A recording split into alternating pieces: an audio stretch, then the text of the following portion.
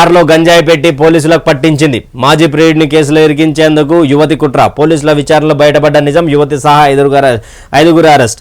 హైదరాబాద్లో ఘటన.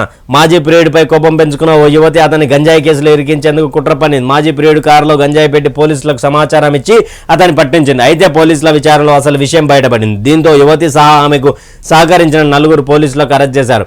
ఈ ఘటన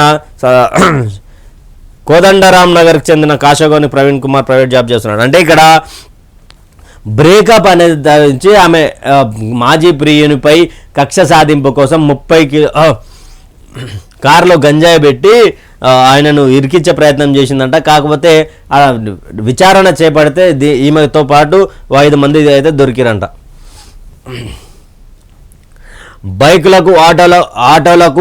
బైకులు ఆటోలకు చలాన్లపై 80% డిస్కౌంట్. ఆర్టీసీ బస్సులకు 90% రాయితీ. పెండింగ్ చలాన్ల క్లియరెన్స్ కోసం సర్కార్ ఆఫర్. ఉత్తర్వులు జారీ. అర్ధరాత్రి నుంచి అమల్లోకి చలాన్ పోర్టల్ అప్డేట్ చేసిన అధికారులు. కానీ ఈ చలాన్ పోర్టల్ పనిచేయడం లేదు. సర్వర్ డౌన్ వస్తూ ఉంది. దయచేసి దానికి సంబంధించి శుభ పరిణామం. ఎందుకంటే వాహనదారులకు మొత్తంగా కట్టుకోలేని వాళ్ళు 80% తీసుకొని ఆర్టీసీ బస్సులకు సంబంధించి 90% రాయితీని తీసుకొని కట్టే ఆస్కారం ఉంటుంది. ఎందుకంటే గతంలో 45 రోజులనే 300 కోట్లు చలాన్ల మీద వచ్చినటువంటి పరిస్థితి. కానీ ఇప్పుడు ఏం జరుగుతూ ఉంది అంటే ఈ చలాన్ పోర్టల్ పనిచేయడం లేదు. దాన్ని కూడా మళ్ళీ ఒకసారి అప్డేట్ చేయాల్సిన అవసరం ఉంది అని కూడా సమాచారం ఉంది. కానీ మరి ఏం చేస్తారో చూడాలి. ఇది వెలుగుకు సంబంధించినటువంటి వార్తా విశేషాలు. అదేవిధంగా దిశ ఈ పేపర్ తీసుకుంటే చిన్నమల్ల సార్ మాజీ ఎమ్మెల్యే షకీల్ కుమార్ రెడ్డిపై కేసు. సిఐ దుర్గారావుపై సస్పెన్షన్ వేటు. ఈ కేసుకు సంబంధించి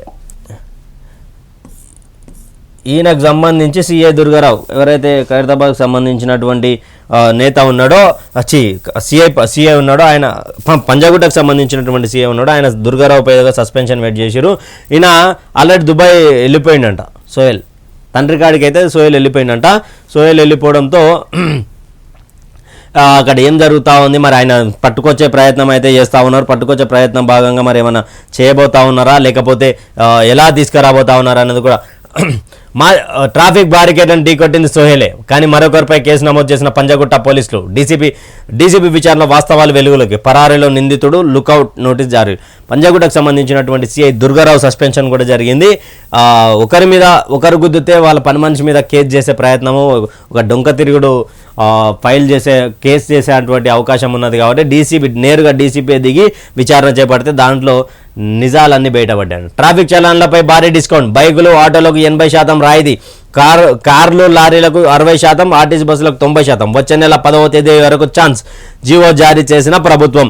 కానీ ఇదే మనం ఇంసేపు మాట్లాడుకున్నాం. ట్రాఫిక్ చలాన్లకు సంబంధించి 80% రాయితీ అంటే దాదాపు 50% అంటే సగానికి సగం. అయితే ఒక 20% కూడా మనం కట్టే అవకాశం ఉంటుంది. దయచేసి అందరూ కూడా కట్టాల్సిందిగా కోరుకుంటున్నాం.